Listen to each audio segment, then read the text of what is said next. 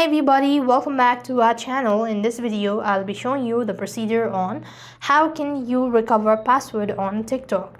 If you happen to forgot your password and unable to recover or unable to log into your accounts, then you need to try following these steps. That is, you simply want to open the TikTok app first thing and select the way you want to actually log in.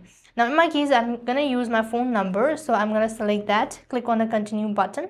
And moving on to the next field, it's going to actually ask me to type in the password, or it's going to actually ask me to type in the code.